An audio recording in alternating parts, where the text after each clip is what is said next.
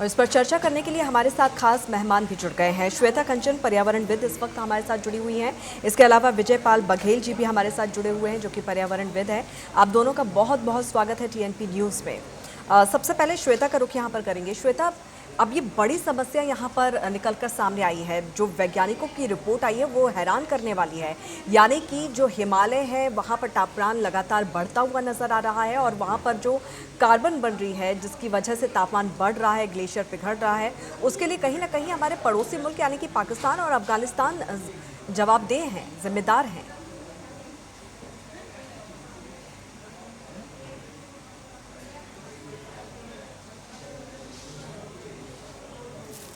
श्वेता, क्या आप सुन पा रही हैं? हाँ जी।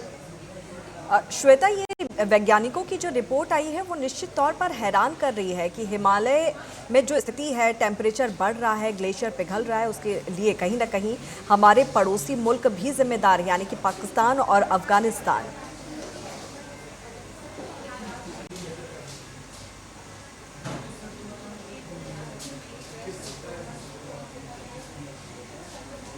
जी। Sorry ma'am, I missed your question.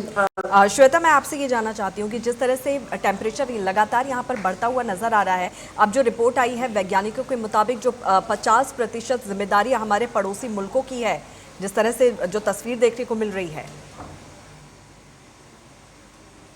देखिए, हम सब अच्छी तरह जानते हैं कि इस समय जो ये पड़ोसी हमारे देशों का ये जो चल रहा है युद्ध, अब इसमें हम अपना सहभागिता कैसे दिखा सकते हैं कि ये चीज हम अपने देश को इससे बचा सके।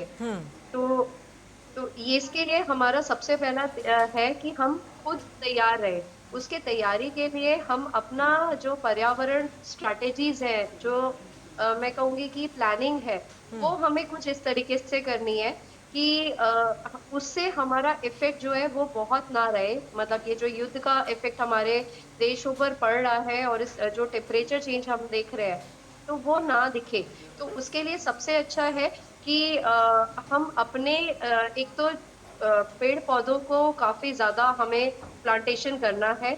स्पेशली हमारा जो जंगल एरिया है उसको हमें बहुत ज्यादा मतलब वो करना पड़ेगा, उसको स्ट्रॉन्ग बनाना पड़ेगा कि जहाँ जो आपका वृक्षारोपण जो है वो हम ज्यादा से ज्यादा करें। इवन जो शहरों के भी लैंड्स हैं जहाँ पर हम ऐसा मानते हैं कि खाली जगह पड़ी हुई है, और वहां पर भी हम वृक्षारोपण के लिए जाएं।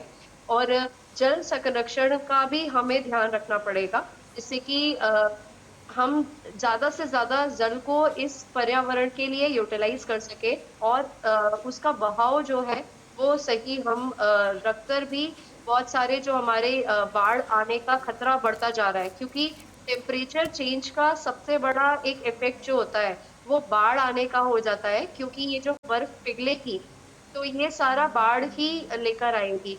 तो वो सैलाब हम किस तरीके से रोक सकते हैं, तो उसके लिए हमारी स्ट्रैटेजीज कुछ इस तरीके से हमें करनी है कि हम अपने पानी को भी डाइवर्ट करते चले, जिससे कि वो ज्यादा से ज्यादा ग्रीनरी प्रमोट करे रादर देन कोई डिवास्टेशन के। बिल्कुल। विजय पाल जी भी हमारे साथ लगातार जुड़े हुए हैं। विजय जी, वैज्ञानिक लगातार चेतावनी दे रही है, प्रकृति से हमें लगातार संकेत मिल रहे हैं, बावजूद इसे लेकर किसी तरह के ठोस कदम अभी तक नहीं उठाए जा रहे हैं। जी नमस्कार, आपके सभी सारे दोस्तों को। जी। हिमालय हम भारत का सिरमौर है, ताज है। और ये केवल भारत के लिए ही उपयोगी नहीं है, पूरे साउथ ईस्ट एशिया के क्लाइमेट को मेंटेन करना, उसकी जलापूर्ति करना, जल साधनों की आपूर्ति करना, इसका काम करता है। ऑक्सीजन टैंक होने के कारण पूरी दुनिया को ऑक्सीजन भी प्रोवाइड कराता है। लेकिन लेकिन अभी अभी पूरी दुनिया जो अ, युद्ध के एक है ना माहौल से गुजर रही है, चारों तरफ हाहाकार मचा है। विस्फोटक सामग्री को जैसे फोड़ा जा रहा है, तो कार्बन गैसें उससे बड़ा उत्सर्जित हो रही है।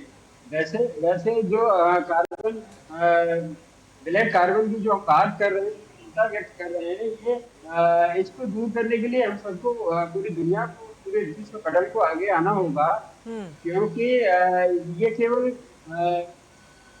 भारत की इकोलॉजी को ही मेंटेन नहीं कर रहा है। इसको करने के लिए पूरी दुनिया को एक साथ जोड़ना होगा। जो हिमालयन जो कंट्रीज हैं, उसके सराउंडिंग जो कंट्री हैं, उनके हमको मिल बैठ के एक फोरम बनाना होगा। इससे जो पाकिस्तान या अफगानिस्तान की तरफ से जो कार्बन गैसेज जो छोड़े जा रहे हैं, चाहे वो CO हो, चाहे CO2 हो, चाहे सल्फर डाइऑक्साइड हो, इस तरह के कार्बन को मिलजुल के हमको कम करना होगा, ऐसे प्रयास करने होंगे। और अभी जो ग्रीन कवर बढ़ाने की बात हो रही थी, सारी जो पर्यावरणीय समस्या जितनी भी होती हैं, प्रदूषणकारी उन समस्याओं का निदान हर क्षेत्र बढ़ाने में ही है। ग्लोबली अगर हम देखें, ग्लोबल वार्मिंग की जो समस्या जो आजकल क्लाइमेट चेंज का जिसमें रूप धारण कर लिया है, जो क्लाइमेट चेंज के रूप में पूरी दुनिया को प्रभावित कर रही है, चारों तरफ चाय चाय मची है। ये सब हुआ है डिफॉरेस्टेशन के कारण। ये सब हुआ है हमारे प्रकृति के साथ जो छेड़छाड़, मानव नाम के प्राणी ने विकास के नाम पर जो छेड़छाड़ की है। मैं अभी भी हिमालय पे हूँ और यहाँ की हालत जो देख रहा हूँ, जो प्री मानसून जिसको हम नाम दे रहे हैं, लेकिन प्री मानसून नहीं है, ये क्लाइमेट चेंज का ही है, जिससे हमारी जो भारत कृषि आधारित जो आर्थिकी है, इसको पूरे प्रभावित कर रहा है। हमारा पूरा किसान, पूरा कृषि प्रभावित हो रही है। फसल खेतों में पड़ी है, चौपट हो रही है, ओलावृष्टि हो रही है, बरसात हो रही है, झमाझम बरसात हो रही है। जैसे सावन और भादों का महीना जो मानसून का सीजन होता है, उस तरह का बादल मंडरा रहे हैं। ये सब जो ब्लैक कार्बन है, ब्लैक कार्बन की वजह से ही ये हमारे जो क्लाइमेट चेंज हो रहा है, ये उसी के दुष्परिणाम हमारे सामने आ रहे हैं।